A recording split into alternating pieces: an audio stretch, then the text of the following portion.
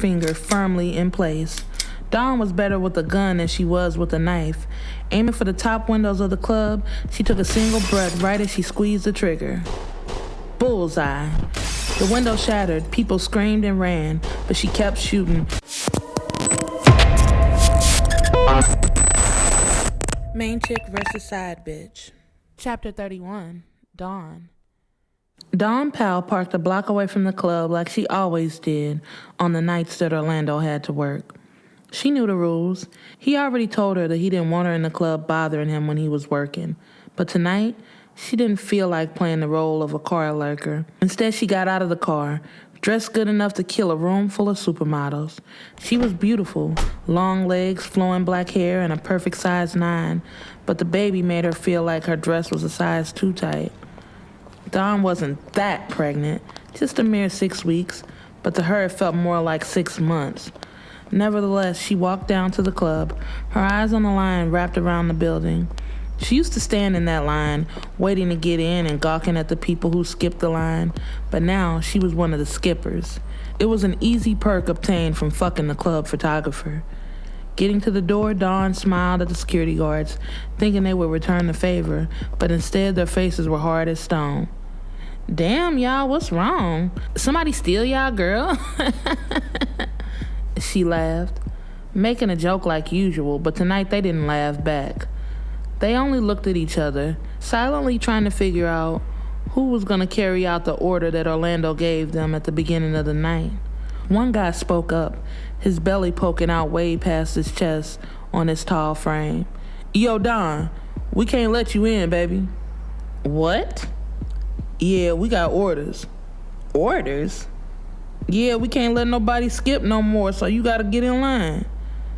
This shit don't sound right. Where is O at? Is O in there? They all looked at each other. Nah, he gone. Somebody piped up, but that also sounded like a lie. So he's not in there. Craning her neck from side to side, she tried looking over the tower in security, but that was damn near impossible. Nah, he ain't in there. Yeah, whatever. She walked towards the back of the line, or so they thought. Instead, Dawn looped around the building towards the back patio and looked inside. Her view was perfect. She called him as she stared inside, the phone up to her ear and her other hand on her hip. It had to be a mistake. Maybe the security had her confused with somebody else.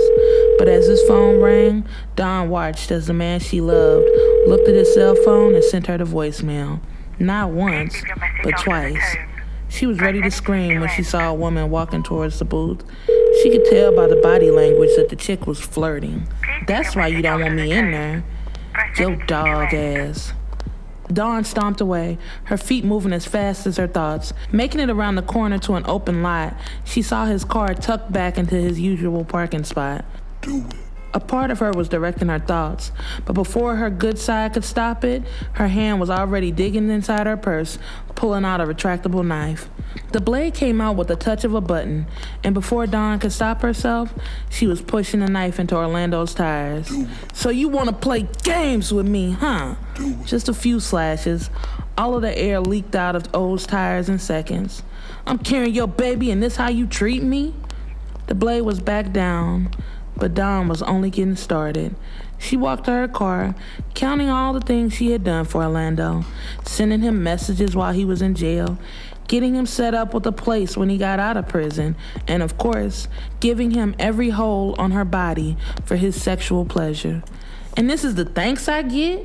At her car, Dawn was breathing harder than a marathon runner, but she had no intention of calming down. She started her ride and made a U-turn in the street, circling back towards the club. Parking across the street, she saw clear into the club now.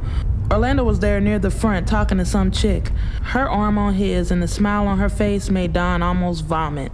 Fuck this! Popping open her glove compartment, the chrome 380 came out, the safety off and her trigger finger firmly in place. Dawn was better with a gun than she was with a knife. Aiming for the top windows of the club, she took a single breath right as she squeezed the trigger. Bullseye.